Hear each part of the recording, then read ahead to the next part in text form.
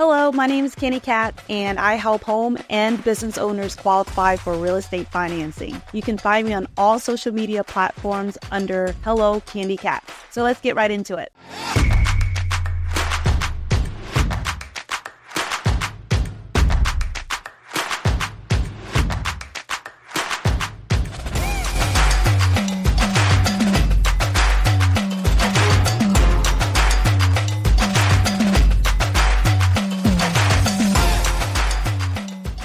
What are some of the main factors in determining how someone can borrow money? Depending on whether it is a conventional loan type or if you're looking to qualify for a non-qualified mortgage, some of the major factors would include down payment, the type of property that you're purchasing. Is it a primary, second home, an investment property? The credit history along with the term of the loan. So for example, you might be on a 30-year fix. That's going to differ than you qualifying for, say, a 15-year fixed mortgage.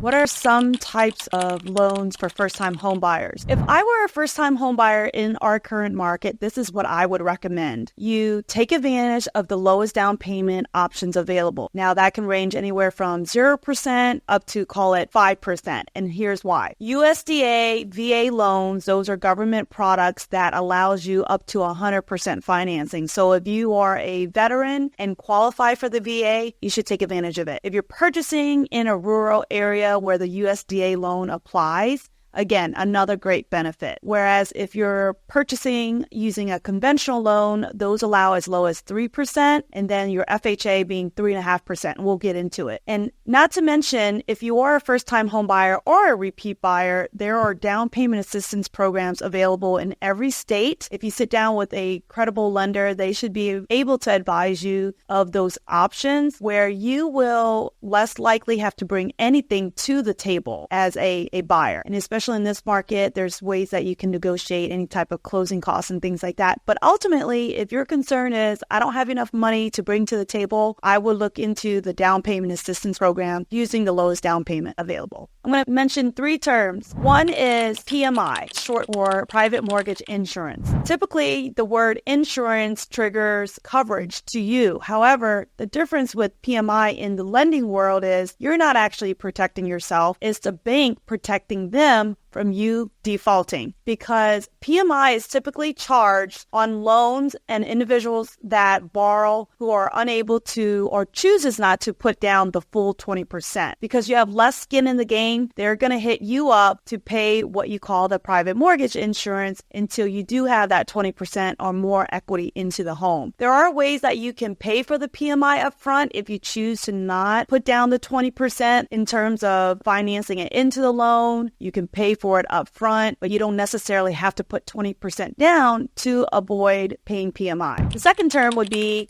house hacking. You're hearing that buzzword a lot, and why is because the affordability. I know in some states like California, New York, if you buy a home and you plan on having roommates, technically, you are house hacking. You will be, as the homeowner, borrower, holding title, buying the house using your credit. But say, for example, maybe you're renting out the second, third, fourth room. They'll be helping you essentially pay for your mortgage. And technically, that's called house hacking. And the third loan term being pre-approved versus pre-qualified. Now, the difference between being pre-approved is you as a borrower, I would recommend that you get pre-approved over getting pre-qualified. And here's why. When you're in a market and you're shopping heavily, if a listing agent, the person selling you the home, sees that you're only pre-qualified and they're reviewing, say, an offer from someone that is pre-approved, here's the difference. Pre-qualified just tells someone that you applied for the loan, perhaps online,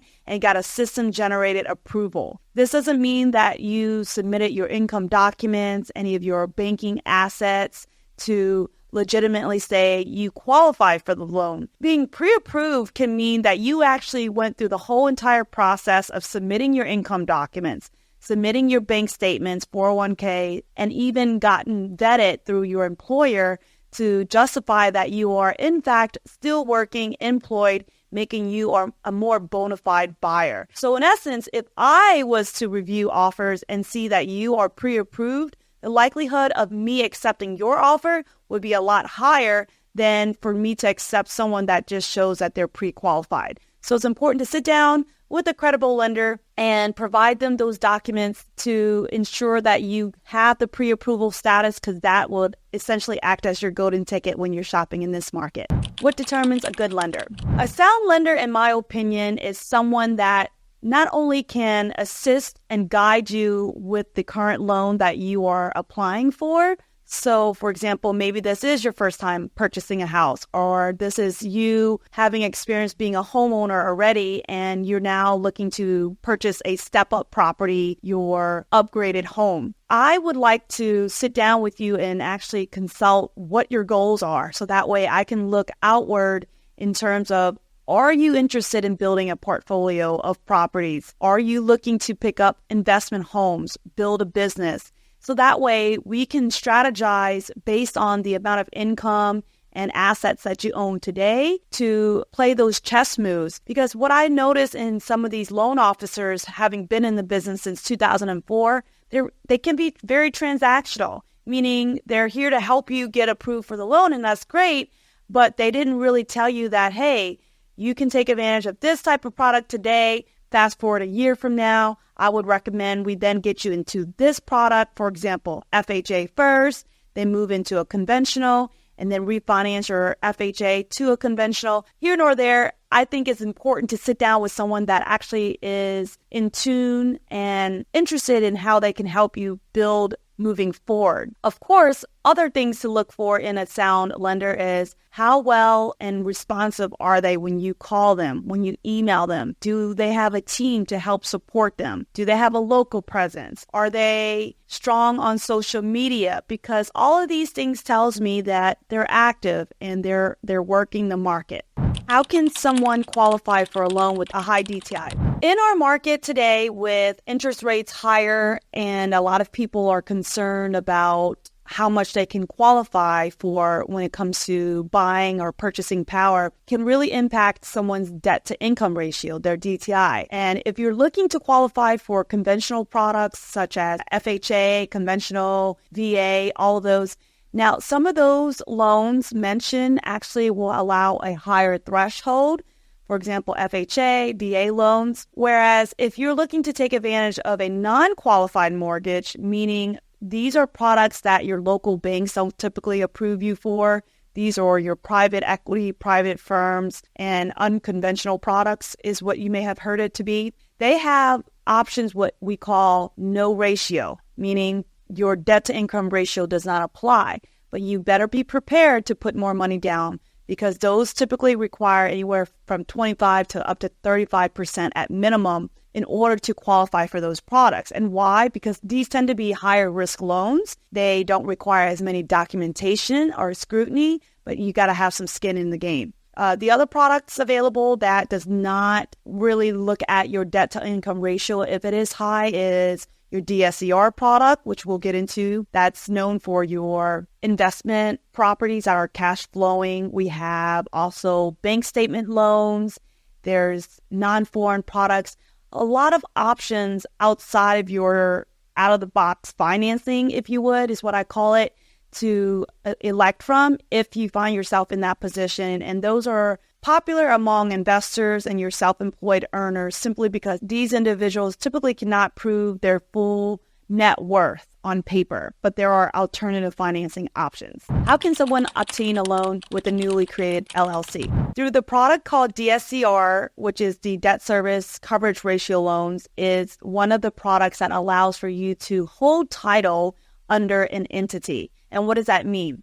If you were to purchase a house using a conventional loan, VA, FHA, those products require you to apply using your personal information. And therefore, if you decide to later transfer the property into an LLC, it's a process, meaning you would actually have to go through the title company, which will force you to refinance the loan and pay for the balance in full, or you either get with an asset attorney and have them draft up the documents. Ultimately, you will still be holding that loan under your personal information, meaning it will appear when you pull your credit. However, the actual title and deed would now be under your LLC. What are some of the surprising facts most people do not know about? One of the most surprising facts that I like to share to our viewers out there that are listening is you can actually own 2 primary properties at the same time. Yes, and here's how. If you own your own primary home and you are wanting to purchase a home for your parents that are elderly because maybe they're on fixed income, they only receive, say, Social Security or don't have any paper trail,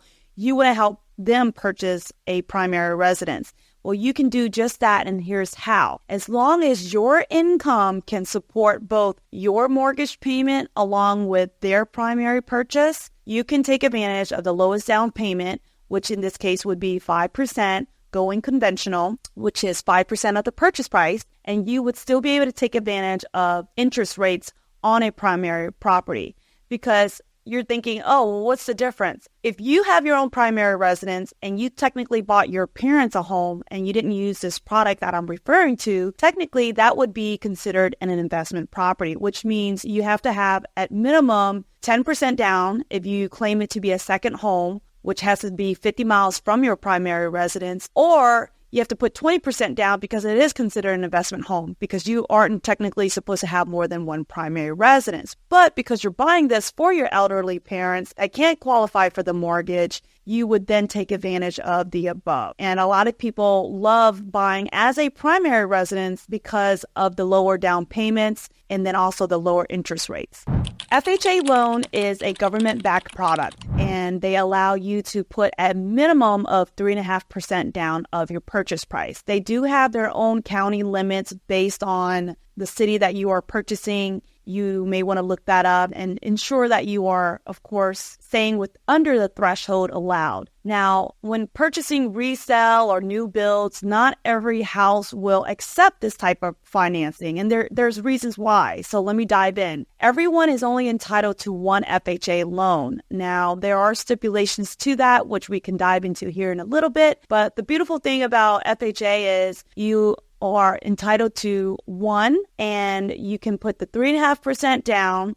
As long as you're staying within the loan limits in your county, you can purchase a single family residence up to a 4-unit fourplex. Pros is, as I mentioned, lower down payment, and you are entitled to one. So if you are looking to build your portfolio, it's nice to go ahead and take advantage of that and then work your way up to the conventional products, which would then be 5% or higher. Now, the downside on FHA is they do charge you an upfront mortgage insurance premium. And that is the PMI that I had mentioned earlier, the private mortgage insurance. So they typically hit you up with 1.75% of the loan amount. And then you also pay for the life of the loan PMI, meaning if you do not prove that your value is less than 80%, meaning you have more than 20% equity in your home, you're going to be paying that PMI for the life of the loan until you either sell or refinance. So there's a little downside to FHA. And again, a lot of people are like, the rates aren't that much better than conventional. What are the perks? They have other advantages because they do allow for a higher threshold when it comes to the debt to income ratio. Typically, you can go up to above 55, whereas a conventional loan, if you have low credit scores, they may not let you go above 43% debt to income ratio. Or sometimes I've seen it even lower than 36%. It just depends on your scenario. Now, the thing is with the FHA loan too is when I mentioned you can have sometimes up to 2 FHA loans, this is the only time, is if you are relocating 50 plus miles, 100 miles from your primary residence and showing that you are relocating for your job. Another time would be because you are in a growing family and you have more members at it. Another time would be maybe you just divorced from your spouse where you were a co-signer, co-borrower on the loan. So those would be some of the times that you would be allowed another FHA loan. Now, you can't exceed more than 2 FHA loans at a time because then you would be forced to refinance one of the properties into, say, a conventional product. And so with the FHA loan, you can purchase, as I already covered earlier, anywhere from a single family residence, duplex, triplex, up to a fourplex, using that minimum of the 3.5% down. HELOCs. While we offer HELOCs, I typically would vet the borrower and their scenario to see how much equity is available, whether it does make sense for me to help them, or I may recommend them to reach out to their local credit unions. And here's why. Because that's not an in-house product that we carry at the moment. We do plan on adding that to our Rolodex. But with that said, it just depends on the state that you're also taking the equity out of. And why I say that is we are based in Dallas, Texas. Texas has their own quirks when it comes to doing cash out refinances. HELOCs are very limiting, even when it comes down to taking out a second mortgage, especially when it comes to investment properties as well. So it just depends. That's just not my forte, and I will leave that to the credit unions where your property is located. The DSCR, short for debt service coverage ratio, is the most popular product that I sell. And why? Because I have people calling me from all across the nation to take advantage of this product. The beautiful thing about these options or this loan program is the documents are very minimum that we request. And typically that's your driver's license and your last 2 months bank statements. The bank statements will allow for us to verify that you do have the down payment. So with the DSCR products,